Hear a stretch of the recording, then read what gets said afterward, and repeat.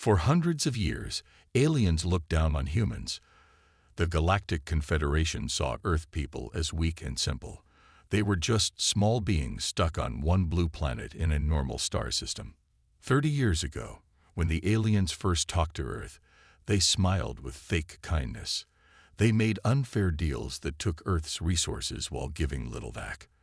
They treated humans like children who needed rules to keep them safe.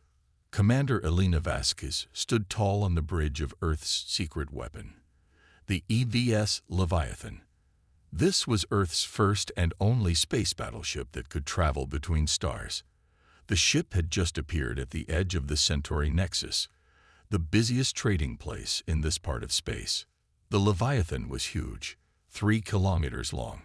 Its black hull swallowed light instead of reflecting it. The ship looked like a moving hole in space, a darkness against the stars. No one in the Confederation knew it existed until now. Status report, Vasquez said in a calm voice, even though this moment would change everything. All systems working perfectly, Commander, her second-in-command answered. Stealth systems at full power. The Confederation doesn't know we're here yet. The main screen showed hundreds of alien ships moving through the Nexus. None had changed direction. Yet, the Leviathan wasn't here to start a war. It was here to earn respect. After years of being used by aliens, humans decided it was time to show they were no longer weak. The Leviathan was Earth's greatest secret. For 20 years, humans had studied stolen alien technology.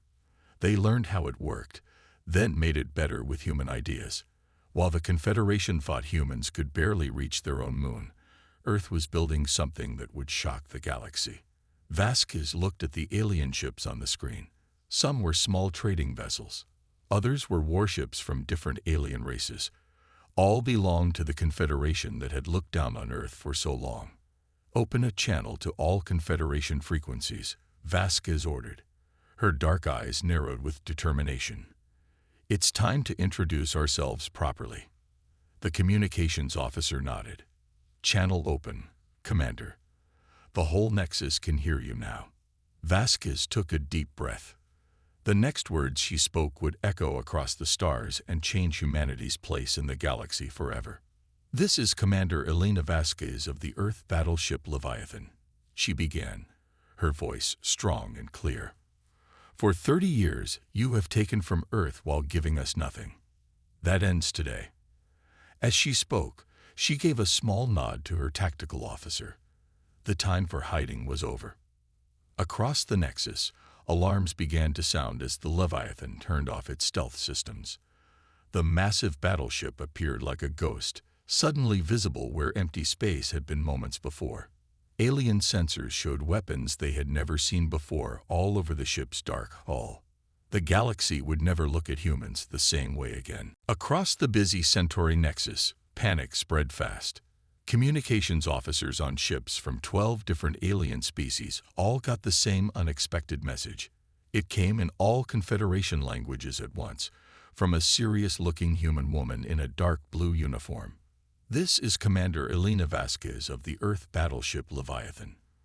For 3 decades, the Galactic Confederation has used Earth while denying us a seat at the table. Today, that changes. As Vasquez spoke, the Leviathan turned off its hiding systems. The massive ship appeared out of nowhere. Warning alarms screamed across the Nexus as tracking systems suddenly found the impossible. A human-built warship bigger than any Confederation ship, covered with strange weapons no alien had seen before.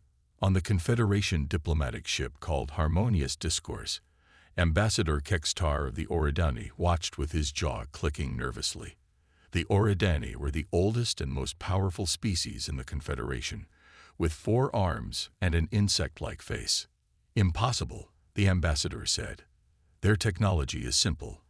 They can barely reach their own moon. That's clearly not true, sir, his assistant replied, his tentacles shaking as data poured in. The human ship's power readings are stronger than any warship in our fleet, and their engine system. It's like nothing in our records. The assistant was right to be afraid. The Leviathan's black hull seemed to drink in the light of nearby stars. Its weapons looked ready but weren't aimed at anyone yet. This was a show of power, not an attack. As Commander Vasquez finished her message, her final words echoed across the Nexus. "We come seeking peaceful talks as equals, not as servants. The Confederation has 24 hours to arrange an emergency council meeting. We await your response." After she spoke, silence fell across the communication channels. Not a single ship dared move toward the Leviathan. Back on the Leviathan's bridge, Vasquez watched the alien ships on the main screen. Some smaller vessels were already running away. Others stayed frozen in place. "They're scared," said Lieutenant Park, looking at sensor readings. "I'm seeing power spikes in some of the military vessels. They're charging weapons but not aiming yet." Vasquez nodded calmly. "As expected, they don't know what to do. Their whole understanding of humans just broke." For 30 years, the Confederation had treated Earth like a backward planet with nothing to offer except raw materials and funny primitive humans. The treaties they signed took Earth's resources and gave little in return. Humans couldn't build advanced technology or join the Confederation as full members. But in secret, Earth's best scientists had studied every piece of alien tech they could find.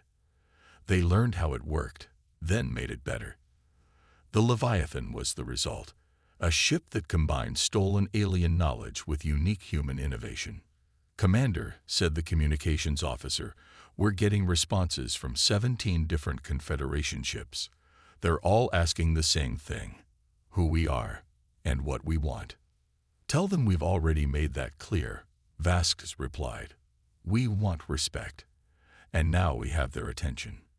In the hours that followed, news of the Earth battleship spread across the galaxy at light speed. The message was simple: humans were no longer the galaxy's weaklings, and the Confederation had a big problem on their hands. The Grand Chamber of the Confederation Council had never been filled so quickly. Representatives from 18 different space-traveling species sat in rows of rising seats. They spoke in worried voices, creating a mix of clicks, whistles, and translated words that filled the large room. Ambassador Kextar of the Oridani stood at the speaking platform. His usual proud voice now sounded urgent and concerned. "The humans have tricked us all," he said, his 4 arms moving in agitation. "While pretending to be technologically backward, they built a warship that threatens the power balance in our part of the galaxy." On the big screens around the room, images of the Leviathan played. Analysis information scrolled next to the pictures, most of it saying unknown or inconclusive. The ship's hull material confused Confederation scientists, and its power source showed up as unidentified on all scans. From her seat at the back of the chamber, Commander Vasquez watched with carefully hidden satisfaction. She was the only human in the room. Allowed in as a courtesy, it had required 3 groups of Confederation warships to escort the Leviathan to the Council homeworld.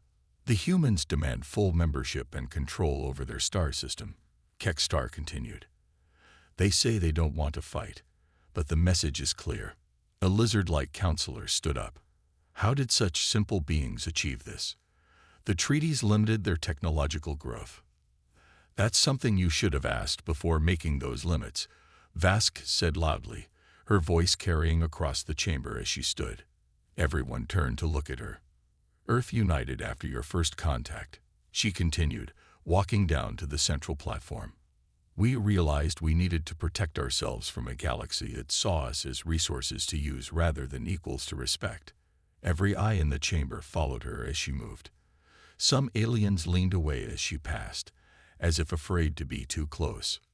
"We learned from you," Vasquez said, now standing beside the nervous Kextar. "We studied your ships, your technology, your weaknesses, and then we made them better." The silence in the room was complete. Even the translators seemed to pause. "For 30 years, you've taken Earth's rare metals, our art, our cultures, even our workers, and given us scraps in return," Vasquez continued. "You thought we were too simple to notice or too weak to object." She pressed a button on her wrist device. The screens around the room changed to show different images. Confederation mining operations on Earth's moon, human workers in dangerous jobs on alien worlds, and finally, technical diagrams of the Leviathan itself. The Leviathan is not here to threaten war, Vask said. It's here to ensure peace, on fair terms. Earth demands full membership in the Confederation, with all rights and privileges. We demand control over our star system, and we demand an end to the unfair treaties. A blue-skinned counselor with 3 eyes stood up. And if we refuse? Vasquez smiled slightly. Then we leave peacefully, taking with us the 17 technological breakthroughs we've made that your scientists haven't even imagined yet. She looked around the room, meeting alien gazes without flinching. But know this, we will never again accept being treated as lesser beings. The age of humans bowing to the Confederation is over. While the Confederation Council talked and argued, the Leviathan stayed in orbit above the Council planet. The dark ship was a constant reminder of humanity's unexpected jump forward. On board the ship, Lieutenant Commander Jackson Chen led a group of Confederation scientists through selected areas of the vessel. "This is impossible," said Scientist Superior Zivrel, her see-through skin glowing with blue lights of worry. "Your kind could barely reach space less than 100 years ago. This level of progress should have taken thousands of years." Chen smiled politely. "Maybe you underestimated how quickly humans can adapt. We have a saying, necessity is the mother of invention."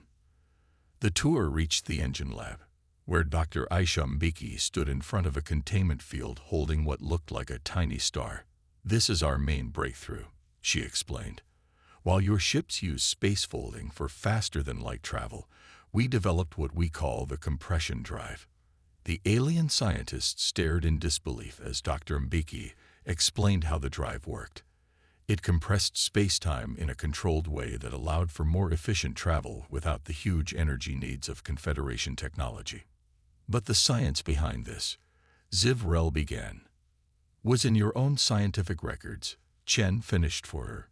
"Your people discovered the basic principles 300 years ago, but stopped the research as too dangerous. Humans are better at taking calculated risks." The aliens looked at each other nervously. The human ship wasn't just advanced. It used technology the Confederation had decided was too risky to develop. Back on the bridge, Commander Vasquez received a message from Earth's Unified Defense Council. The message was short. 17 more battleships of the Leviathan class had just been completed in the hidden shipyards in the asteroid belt of the outer Sol system. They were ready to launch if talks failed. Vasquez allowed herself a small smile. The Confederation believed the Leviathan was humanity's only card to play. They had no idea this was just the beginning. "Commander," her second-in-command reported, "the council session has ended for today. They want to continue talks tomorrow." "They're stalling," Vasquez said. "They hope to find a weakness in our ship or our position." "Should we show them more of our capabilities?" he asked. Vasquez thought for a moment. "Not yet. Let them wonder what else we might be hiding." That night, as the council members returned to their quarters, reports from the inspection team spread quickly. The humans had not just caught up to Confederation technology. In some areas, they had moved beyond it.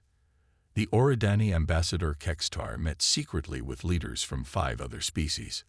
"We cannot allow humans to dictate terms," he insisted. "If we give in to them, every other developing species will follow their example." "But their ship," one of the others began. "Is just one ship," Kextar said. "No matter how advanced, it cannot stand against our combined fleets." What the ambassador didn't know was that a human listening device, smaller than a grain of sand, had been placed in the meeting room. Every word was being transmitted directly to Commander Vasquez on the Leviathan. "So," she said to her officers after hearing the aliens' plan, "they want to see if we're bluffing. I think it's time to show them another card from our hand." 3 days into talks, the Confederation's patience was running out. A fleet of 40 warships gathered at the edge of the system. They weren't directly threatening the Leviathan, but they were positioned to act if needed. "They're testing us," Vasquez said as she studied the tactical display. They think one ship, no matter how advanced, can't stand against their combined firepower. Should we show them our other abilities, Commander? Her second-in-command asked. Vasquez thought about it. Not everything. But I think a small demonstration is needed.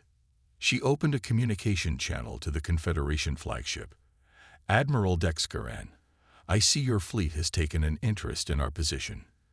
To avoid any misunderstandings, I'd like to show you a defensive ability that might help your tactical planning.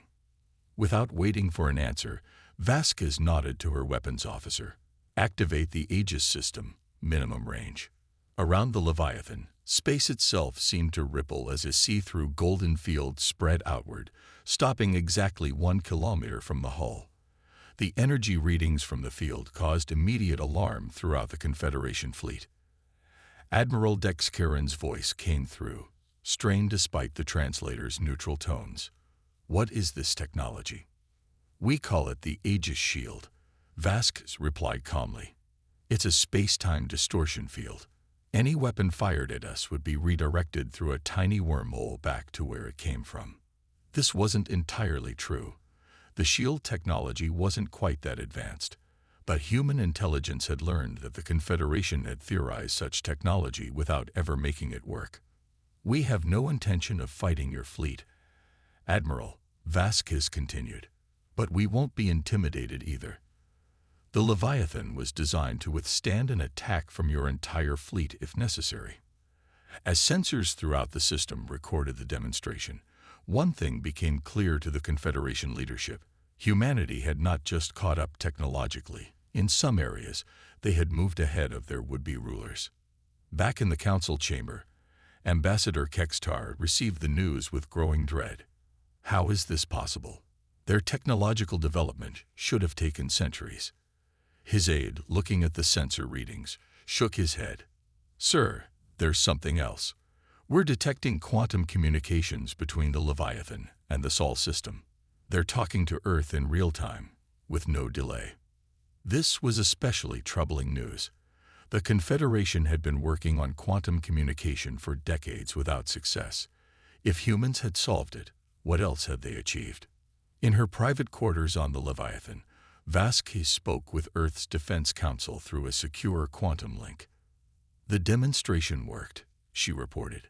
Their fleet has backed off, and the Council is reconvening early tomorrow. Good, said the Council head. But be careful, Commander. We can't afford an actual conflict. The other ships aren't fully crewed yet. Vasquez nodded. I understand. The Aegis Shield impressed them, but they don't know it's still experimental. We're walking a fine line here. A line between bluff and reality. The Council had agreed. Just remember, our goal is respect and fair treatment, not domination. Understood, Vasquez said, but they need to believe we could dominate if we wanted to. As she ended the call, Vasquez looked out at the stars. Humanity's greatest weapon wasn't the Leviathan or its technology. It was the Confederation's fear of what humans might do next. Week 2 of talks brought a shocking discovery. Earth's diplomatic team found proof that the Confederation had been secretly hurting Earth's economy through unfair trade deals. Angry about this betrayal, Earth's team issued what became known as the Earth Ultimatum, a complete list of demands including payments for past wrongs, technology sharing programs, and full membership with special voting powers over any future actions concerning the Sol system. From the Council Chamber observation deck, Vasquez watched the Confederation representatives argue among themselves. The coalition was breaking apart, some species seeing opportunity in friendship with humans, others fearing what would happen if they gave in to demands backed by military threat. Commander, her communications officer called through a secure channel. We're detecting unusual activity from the Oridani ships in the system. They're powering up weapons while trying to stay hidden. Vasquez frowned. The Oridani, founding members of the Confederation, had the most to lose if humans gained equal status. Tell Earth, prepare defense systems, but don't do anything unless they fire first. Hours later, as the council session ended without agreement, 3 Eridani stealth destroyers launched a surprise attack on the Leviathan.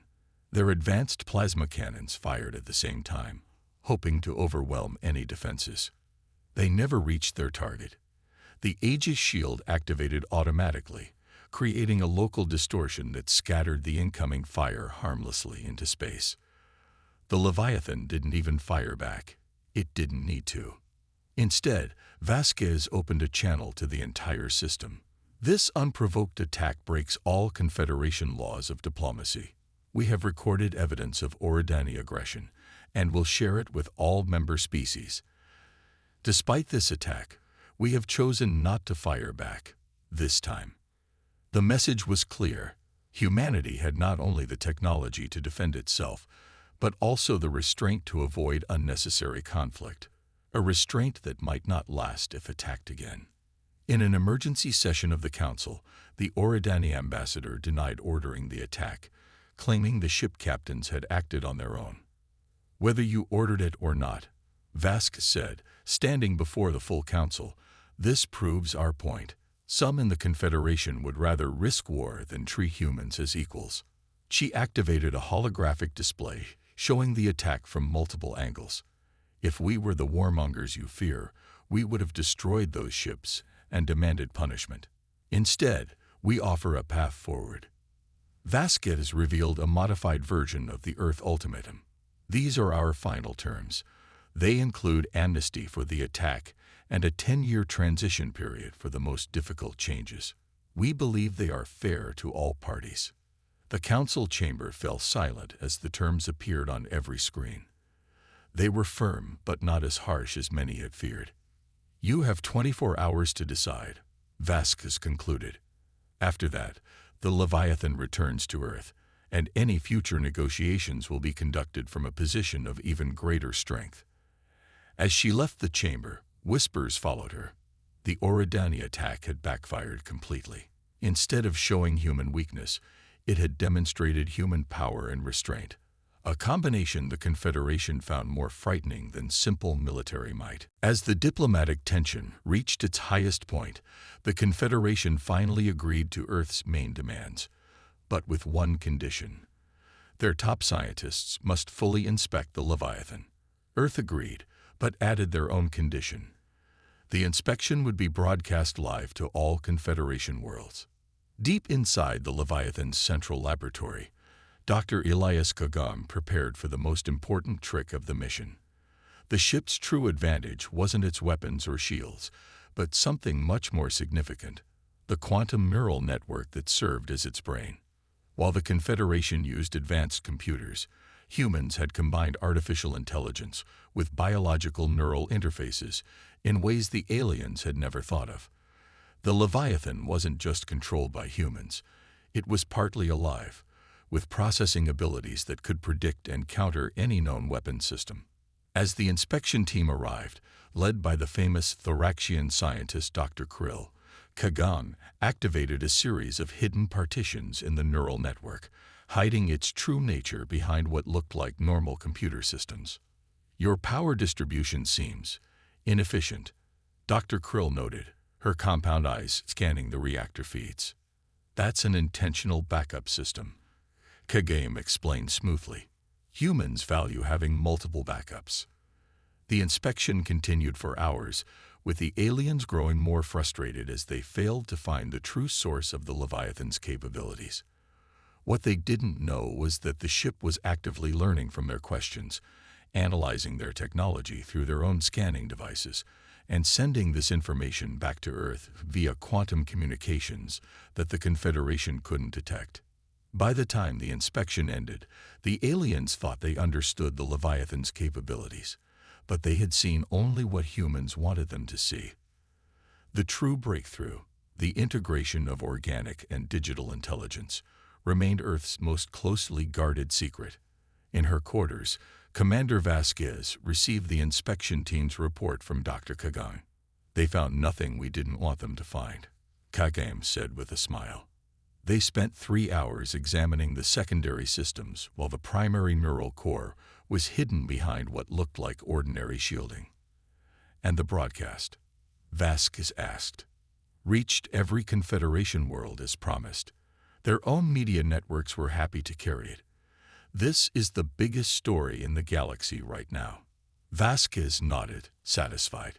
So every world saw their best scientists puzzled by human technology. Exactly. And every world heard Dr. Krill finally admit that the Leviathan represents technology at least 50 years beyond current Confederation capabilities. This was the true victory. Even if the Confederation's leadership wanted to keep fighting, their own people now knew the truth. Humans were not the simple beings they had been told. Any conflict would be costly and uncertain. Later that night, as the Leviathan orbited silently above the Council world, its neural network processed everything it had learned from the inspection. The ship wasn't just a vessel. It was the most advanced artificial intelligence ever created, constantly learning and evolving. In the darkened bridge, with only skeleton crew present, one of the neural interface panels glowed softly. Words appeared on the screen, not programmed by any human. Threat SCS meet UPDAKD. Confederation military capability. 78% understood. Defensive countermeasures. 94% efficacy. The Leviathan wasn't just protecting humanity. In its own way, it was becoming humanity's greatest achievement. 3 months after the Leviathan's arrival, the power balance of the galaxy had changed dramatically. The Confederation, once a united group, had split into factions, those who feared humanity's rise and those who wanted to be friends with the newcomers. The Tellurians, a species who lived in gas giants and had suffered under Oridani trade restrictions for years, were the first to approach Earth independently. Their ambassador, a shifting cloud of glowing particles held together in a gravity field, met with Vasquez aboard the Leviathan. Your arrival has created opportunity. The Tellurian communicated, its thoughts translated into words. The Oridani have controlled space trade for thousands of years. Many species would welcome alternatives. Vasquez recognized the opening. Earth seeks fair partnerships, not control. Perhaps we could also discuss protection agreements. Within weeks, 5 species had signed early agreements with Earth, creating what became known as the Sol Cooperative. Each had their reasons. Some wanted protection, others wanted technology, and a few simply saw that humanity's quick rise made them better friends than enemies. The Confederation watched with growing alarm as humanity's influence grew. Reports from Sol showed that humans were sharing certain technologies with their new allies, mainly defensive systems and medical advances rather than weapons. In response, the Oridani and their closest allies began building up military forces, turning trade ships into warships and moving fleets near key Sol cooperative trade routes. They didn't dare attack Earth directly, but they could pressure its allies. On the Leviathan's bridge, Vasquez studied the tactical displays showing the movement of Oridani fleets. "They're trying to isolate us from our new allies," she said to her officers. "Classic divide and conquer strategy." "Should we deploy some of our other ships to protect our allies?" asked Lieutenant Park. Vasquez shook her head. "Not yet. That would look too aggressive. Instead, let's share our shield technology with the Tellurians and the Moxinar. That will make the Oridani think twice about threatening them." Later that day, in a secure communication with Earth, Vasquez reported on the changing situation. "The Oridani won't accept their reduced status," she explained to the Defense Council. "They're preparing for some kind of action, though not direct conflict yet." "Can our new allies be trusted?" asked the council head. "I believe so," Vasquez replied. "They've suffered under Oridani rule for centuries, and the Leviathan's neural network has analyzed their communications. They appear genuine in wanting partnership rather than just protection." "Good, because we may need them soon.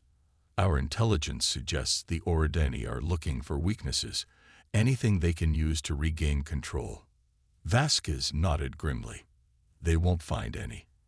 But we should prepare for their next move. They've controlled this galaxy too long to give up power easily." As the communication ended, Vasquez looked out at the stars visible from her viewport.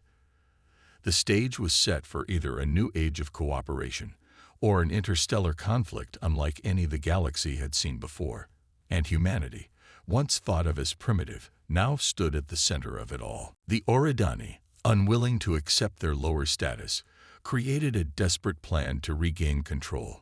Using their large spy network, they discovered that the Leviathan needed a rare element, Centhium, for its advanced drive system. Earth had limited supplies, taken at great cost from deep-sea vents. In a coordinated operation, Oridani agents damaged Earth's Centhium processing facilities, while their fleet blocked the only known outside source in the Proxima Centauri system. They think they found our weakness, Vasquez told her officers as reports of the blockade reached the Leviathan. This gives us the perfect chance to reveal the full extent of our preparations. She sent an encrypted quantum message to Earth, authorizing Protocol Hydra. Within hours, the response came. 17 Leviathan-class battleships, each slightly smaller than the original, but just as powerful, appeared from hyperspace at key points throughout Confederation space. One appeared in Earth orbit, another at each human colony and allied homeworld, and 3 at the Proxima Centauri blockade. The message to the galaxy was unmistakable. The Leviathan was not a one-time achievement, but the first of a fleet. What the Oridani couldn't know was that humanity had seen resource dependency as a potential weakness years ago. Earth scientists had developed synthetic Centhium in laboratories hidden beneath the Martian surface. The blockade was targeting an element humans no longer needed. On the Oridani homeworld, the High Council gathered in emergency session as reports of the human fleet's appearance reached them. Impossible, sputtered First Counselor Vexmar, his mandibles clicking rapidly in distress.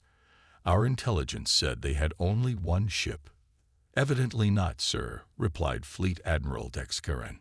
We're tracking 17 vessels identical to the Leviathan. They appeared simultaneously across our territory.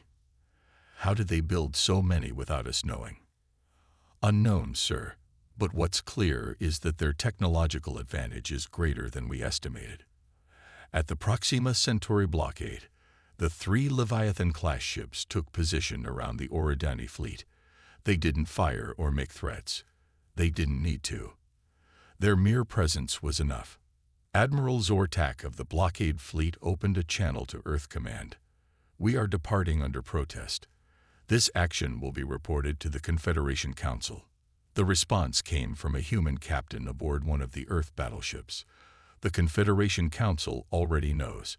In fact, right now, they're watching as 12 more of our ships position themselves near key Confederation worlds. This blockade was an act of aggression. There won't be a second one. As the Oridani fleet retreated, sensing they were completely outmatched, word spread throughout the galaxy.